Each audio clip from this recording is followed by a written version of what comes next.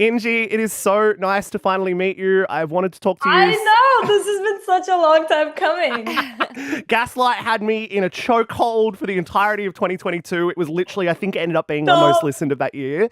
And following you ever since and watching you level up and level up and level up has been so exciting. How are you? Oh my God, I love it. I love that you're such a day one. I'm great. I'm doing wonderful. It makes me very happy. And of course, you're not far away from coming to our beautiful country and you've chosen the right time of the year to do it. Are you psyched or what? I've heard it's kind of the best thing to do for New Year's if anybody's listening. They should also come.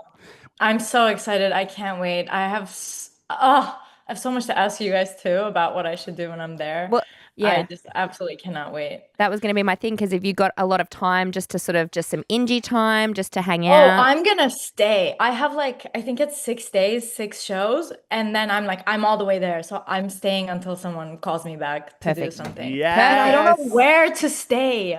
There's so many things I could do. I mean, without trying to dox you in advance, we could put you on to some good locations. Don't you worry about that. Yeah. Please do. Well, We'll be texting after. Yeah. Absolutely. Do you know where you're going to be at the stroke of midnight on New Year? Do you know exactly where?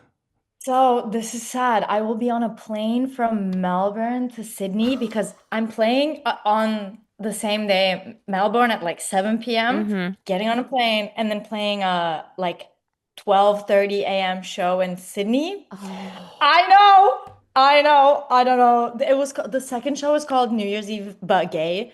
And I was like, I have to do it. I'm sorry. I have to do both of them, so I will be flying.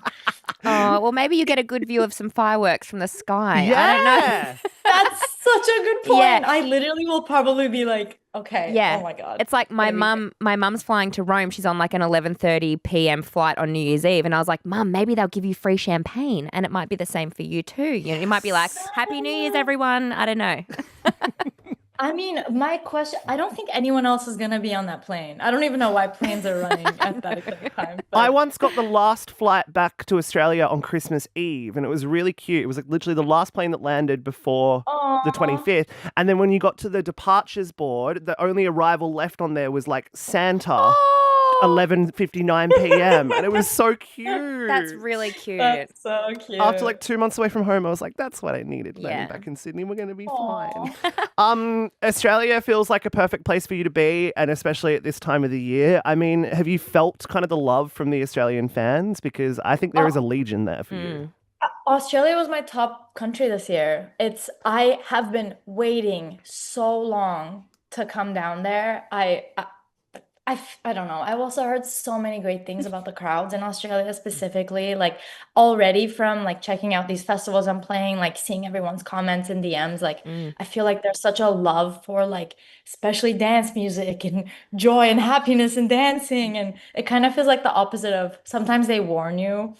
I'd be like, like LA crowds are so tough. Like they don't dance, they just look at you.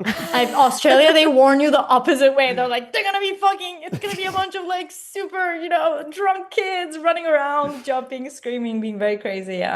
So I already feel the love, and I can't wait to come down there and feel it in person. Yeah, there is something about it. I don't know what it is about us. It's like maybe because we're such a mixed bag of sort of different kinds of people that we do love to party. And I think like when I first started listening to your music, I thought you were Australian, which sounds so ridiculous because the kind of music that you put out resonates with, I don't know, it just has that sort of Australian vibe to it. It that does. Australian the attitude. It's the attitude and the energy of it definitely makes so much sense here. Yeah, and there's a bit of humour sort of through it as well. And like Boys Ain't Shit to me is just one of the greatest songs. Starting with like a choir, I'm like, preach it. Oh, that's such a compliment. Also, I think it might be in like my early songs before I realized anyone was going to listen to them. My friends were like, oh, do a British accent. And I did a British accent, which probably just came off as an Australian accent because I was bad at doing it. That might also be why. But you're like, and especially like, because like, you listen to Gaslight, for example. I know I keep bringing up the first song you put out, but like it still resonates so hard with me. That's like very LA Valley girl as well. But then you're also Turkish, so it's like I am neither from LA or Australia. I This is so funny. I'm so Turkish, born and raised. I don't know how this happened. You're a girl of the world. That's what you are. And now Yeah. you're traveling the Yeah. world. Did you really ever believe, and it's been what, 3 or 4 years since you started releasing properly. Did you believe Yeah. it was going to bring you to the other side of the world over New Year's when you first I started? didn't even believe one person was gonna listen to it. Guys, I don't know how familiar you are. I mean, you are so familiar with the start of it, but I made Gaslight my first song as a total joke and not as like, we're starting an artist career. Like I was in school doing finance, was gonna be a banker, the whole thing. So no, I did not believe it was gonna bring me anywhere other than my office that I was supposed to work in. My entire artist career almost has been like a wonderful, pleasant surprise. And the more, like, literally me, when the opportunity came up to go to Australia, I was like, I can't believe this is my life. Like, I can't believe literally all the way there in the world, these people resonate and want to see this little Turkish kid sing her songs. It means the world to me. I actually cannot tell you how excited I am to go. INJI, we speak to a lot of people, right? We speak to a lot of people, and I've never seen someone that we've spoken to filled with such genuine joy and appreciation like you are. It's like so beautiful to see, true. and I'm so excited for you to be here.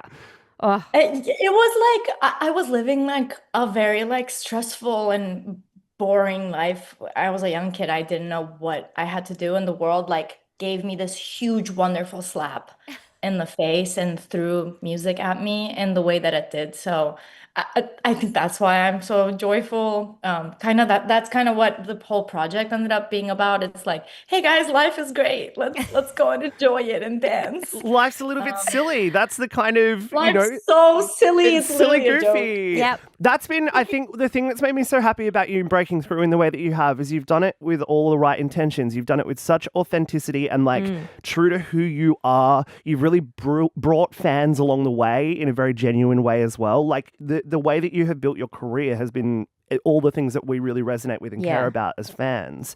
And I think that's really beautiful. It takes constant reminders. Like I was journaling today, being like, don't try to make other people's songs. Try to make what's authentic to you. Like sometimes I end up doing kind of the opposite, but hopefully none of that comes out. Yeah, it takes constant reminders, honestly, that I should be true to myself. yeah. I think this country is going to remind you to be true to yourself if you do need that reminder. Yeah. Because we will love what it is on the surface. Yeah. What are you going to do when you're over here as well to just sort of keep yourself? Obviously, you've got a bit of time to sort of explore and things like that, but I can imagine it'd be so overwhelming but exciting. What do you do to keep yourself sort of grounded when you're going on these big new sort of experiences too? Good question. I have like a list of like, INJI, you gotta remember while on tour. I have like, do not drink. You cannot drink every day, even though there's a show and it's very exciting. You can't do that. I have to like cut down on energy drinks because my heart will go too fast. But I think on top of the list too, these are like great ways to keep anxiety low and ground yourself. I have like a list of my best friends and family that I should call. And I'm like, tell me some nice things, tell me a joke, give me a virtual hug.